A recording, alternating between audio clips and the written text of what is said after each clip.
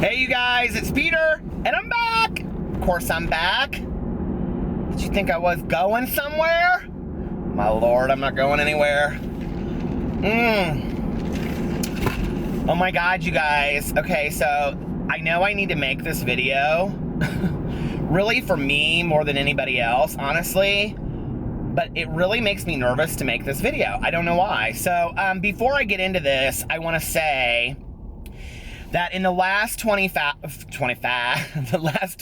hours, the overwhelming amount of love and support that I have received via Snapchat, Twitter, comments underneath my videos, of which I have not responded to any of them. I just kind of needed to take a break last 24 hours. I apologize.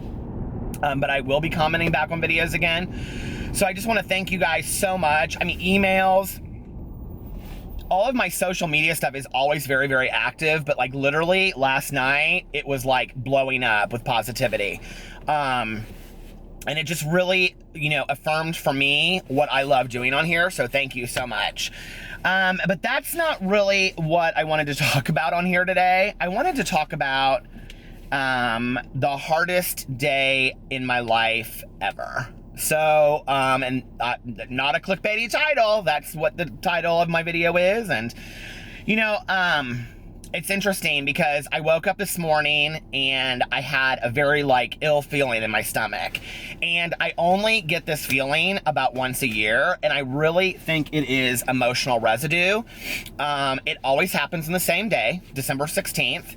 And so I woke up and I was like, oh, I need to start making funnier videos like I did back in the day, blah, blah, blah. But I mean, you guys know what I do is I take the video and I talk about my life. That's what you do when you're a real person. You get on camera and you talk about real shit, right? So I'm like, if I claim to be that person, then I need to talk about what's going on in my life. And so December 16th will go down in infamy. Okay, so let me just tell you, 22 years ago on this date, I woke up probably about 2 o'clock in the afternoon, and I remember the first thing that I did was I ran into the bathroom. I remember this clearly, crystal clear. I ran into the bathroom and I vomited, and I remember that the toilet seat was not up, and I vomited all over the top of the toilet seat. And then I turned on the shower and waited till it warmed up. And then I went into the kitchen and I had a half empty bottle of Smirnoff vodka. I think it was Smirnoff, I know that. So I think we didn't really have flavored vodkas back then. And I grabbed the bottle, and I remember it being a plastic bottle, a big plastic bottle. And I took the bottle into the shower, and I remember I just stood underneath the shower. I used to love to drink in the shower.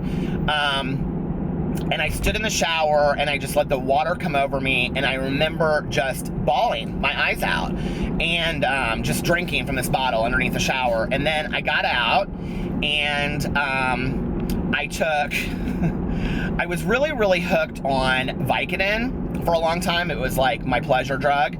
And I took 2 Vicodin and I rolled a joint. I loved smoking joints, okay? I never liked smoking out of bowls. I had a one hitter, but I always smoked joints. I loved joints, and I could roll the most perfect joint in the world. Well, by that point I could. It took me a lot of years to get there. And I rolled this perfect joint, and I remember I sat down on the couch in my bathrobe and I felt so clean finally. It was always this thing for me every day to wake up and feel very clean. And I remember I turned on the TV and I played the movie Charlie Brown's Christmas. And so I sat there while I was drinking out of this bottle and smoking this joint, and I watched Charlie Brown's Christmas. And outside, it was very, very similar to how it is in Indiana today. It was polar vortex freezing. It's 15 degrees here right now with a wind chill factor of -5. And it was snow everywhere. It was snowing that day. We were kind of in the middle of a possible not blizzard, but winter storm coming. And I just remember looking out the window and being like, thinking it's beautiful. And it was a Sunday, and Sunday was a big party day for me. There was a gay club, or there was a club in Indianapolis that had a gay night on Sunday nights. And it's like, we would all go, and it was like 10 to 1. And then like I would come home, and I always had like stocked up enough alcohol through the weekend so that on Sunday nights when I came home, I would watch a movie and then sit there and like smoke weed and like drink. And that's how I would just pass out on the couch and go to bed. But typically what my day looked like was I would like get ready, get up, and then that was like by 5 or 6, and then like I would go and like do whatever errands I had to do, which was pathetic at best, like picking out my outfit for the evening. It was very superficial, you know, talking about just stupid, superficial bullshit. And then I would like start talking on the phone to my friends. This was pre-cell phones, so like I can remember sitting, like I had this bar stool in my kitchen that I would sit on, and I had this phone that this long cord that would like, remember those old cords back in the day that would like literally like wrap all around the apartment? And I would sit on that bar stool and just call all my friends and be like, what time are we meeting up, and where are we meeting up, and what are we doing, and when are we blah blah blah, and pre-drinking, and when are we pre-gaming, and all this kind of stuff. And what was so interesting was that like by that point I was 22 years old. And so by that point, my drinking was so out of control that when I woke up every morning, and when I say morning, I mean 2, 3, 5 o'clock in the afternoon, I had horrific DTs, delirium tremens. So I would shake like this all over, okay? And I had to drink to even settle down the DTs like this. I mean, it was bad. Like I couldn't even hold like a glass, which is typically why I drank out of a plastic bottle when I first started drinking during the day. When I would meet up with my friends at like 8 o'clock in the evening, by then I was completely normal. I was like, hey, how are you? Blah, blah, blah, blah, whatever. So nobody knew that I had been drinking all day long, probably popped about 4 to 5 Vicodin by that point, smoked, I don't know, like probably an 8th already, you know, and like on and on and on. And I was very much a cocaine addict at that point, but I never typically used cocaine until the evening. It was like the one drug that I could kind of control. And it was also the drug that brought me down very quickly. So that particular Sunday, a lot of my friends like were not wanting to go out, and so I met up with a friend of mine that he and I actually had dated years before, and we like met up at this club that had this gay night. It was the Vogue in Indianapolis, and the gay night was called Boing, and it was like this really fun night, and we all went there. Well, it was kind of desperate that night. There weren't a lot of people out, and it had started snowing, you know, so early in the day that by the evening it was like really bad, and the roads were bad, and nobody was going out. And so he and I, Jack, he's no longer with us, he passed away years ago, we met up, and he lived like way downtown at the time too, and in an area of downtown that's called Fountain Square.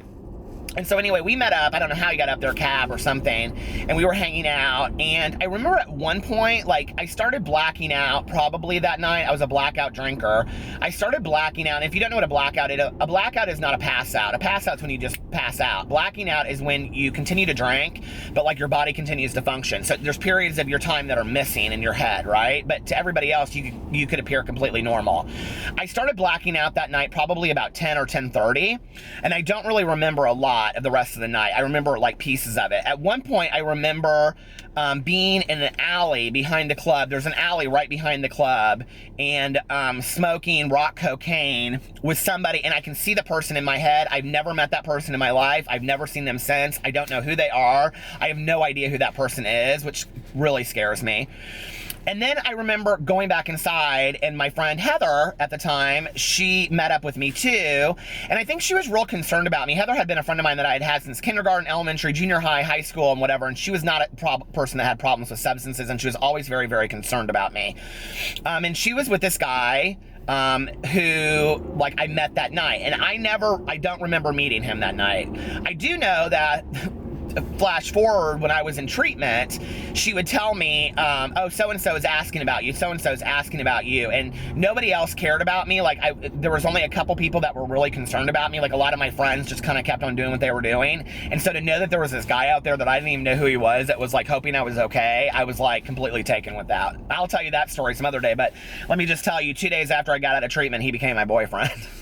Not a good choice. You don't do that. You don't date in your first year after you got sober. So anyway, we're out there. At some point, like, Jack was like, I think you should just come back to my place and stay, and I'll drive your car, which is interesting because I don't remember Jack ever in his entire life having a car. He always lived places where he could walk. And he was so funny. Jack was like this artist, and oh man, I miss him. But anyway, so we went to his house, and I remember us like sitting around there, and he had like a case of beer, and we were like drinking and whatever. And I remember he like went into his bedroom. He's like, I'm going to sleep, and I'm taking your keys with me. You're not going to leave. You're going to stay here tonight. And I was like, okay. I remember that part of the conversation. And then I remember waiting like an hour and a half, and like he was asleep, and I went in there, and I remember getting my keys off of his like dresser and coming out, and I remember like I had this old like brown, like, that's not true, actually. I must have had a leather coat on, because when my dad found me, I had a black leather jacket on. So I had a black leather biker jacket that had like these pockets inside of them. Anyway, I remember taking a bunch of beers with me, and like 6 or 7 beers, and I must have just stuffed them into my jacket. And I remember like taking all of these tapes from him. Like I stole these, like, because I wanted to listen to them on the way home. I think my intention was to give them back to him. I don't know. But like I listened to all of these tapes. Like I stole like a Tori Amos tape, which I hated Tori Amos. I still can't stand her. So it was funny that that's like one of the tapes that I stole. But anyway, and then I remember like going outside, and I like literally like got to my car, and it was like snowing beautifully, and I like slipped and fell on my ass, and like just sat there drinking this. Like I sat down there and pulled one beer out like in the middle of the street, and I'm just drinking this beer, and it's so crystal clear to me, that moment. And I can remember it snowing, and the snow looked perfect, like Charlie Brown's Christmas whatever. And to me, it was such a moment like of lost innocence. Like, who have you become? Like I had this moment of clarity being so fucked up, and I was like, who have you become, really, right? And but I just sat there drinking this beer, and I was completely just gone, right? I can remember crying my eyes out and just like looking up at the snow, and like in my head like hearing that Charlie Brown, you know, Christmas time is here song. So anyway, then I got in my car. I'll tell the rest of the story some other day, but I ended up crashing into the back of a Perkins restaurant. I was trying to make it to White Castle, and I ended up crashing into the side of this Perkins restaurant. And this waitress that had known me from coming in there late at night, drunk, ran out and got me and helped me. I tried to make amends to her years ago, and I found out that she had passed away from lung cancer. So, Nancy, wherever you are, thank you. She saved my life. And she helped me call my dad. And my dad was so done with me at that point. And I had 2 Class D felonies that I had plea bargained down, and I was going to prison. And my dad looked at me when he found me. I was walking over the interstate. I had boxer shorts on, biker boots, like a sleeveless t-shirt, and like this biker jacket. And my dad looked at me, and he put me in the back of his car, and he said, my stepmom was there. My dad was like in this suit. He had like put a suit on because he didn't know what the hell he was gonna have to deal with. And he said, you can go to prison or you can go to treatment, but I'm done. I'm done supporting this. And at that point, my dad had supported everything in my life, my education. Financially, I couldn't take care of myself. The only real job I had was dealing drugs. And not good at it at that. And so I went to treatment. I didn't know what else to do. And I'll never forget, my stepmom took me into treatment that night at like 5 o'clock in the morning. And I remember like fighting, like when I got in there, like fighting these people and being like, I don't need to be here. I don't need to be here. And like I was like violent. And they had done like this like drug screen on me, like this like quick test drug screen. And the woman looked at me and she said, Peter, she said, you just blew a .47. You should be dead. And I hadn't at that point drank in like 4 or 5 hours. And she was like, you tested positive for cannabis, barbiturates, benzodiazepines, opiates. I mean, I crossed across the board except for inhalants. And she was like, you are a walking drugstore. You should be dead. And I don't know what it was in that moment that I heard. And I can remember like the sun was coming up, and I was like, my stepmom sat there with me. I can just remember her sitting there holding my hand through all of that and being like, it's going to be okay. It's going to be okay. And somehow they got me into a bed. I don't know. Like they gave me something so I would go to sleep. And I remember going to bed in the detox unit. And I can can remember looking out the window and being in bed and like the light was coming up, and I thought, how has my life come to this? This is not what I had planned for my life. And so I look back 22 years and I don't cry out of sadness, I cry out of joy. I'm so thankful that I don't use drugs and alcohol today. I feel like they mute people's existence. I feel like they kill and destroy people. They kill our families, they kill our loved ones. They're so full of hate and anger. I am so thankful for the peace and serenity that I have in my life today, that in any situation that comes my way, I would never be able to deal with all of it if I didn't have the peace and serenity that I have in my life today, and all of the people that have supported me not using, and the people that support me in my daily life with not using, and they know who they are, and the tools that I've learned through the years. And it's just such a miraculous life. And yet, as thankful as I am for that last day, and tomorrow I'm going to read this blog post I wrote years ago called 16 Degrees of Insanity, or something like that. As thankful as I am for all of it, it's still like I wake up and I'm like that's who I was 22 years ago.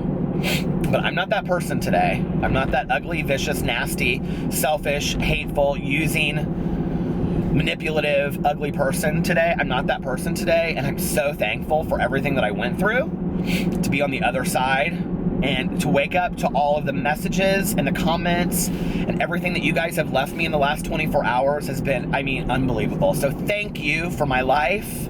I love it. It's an amazing day, and I am so excited about Christmas, and I hope you guys are having a wonderful, wonderful Friday. I'll talk to you guys later. Bye.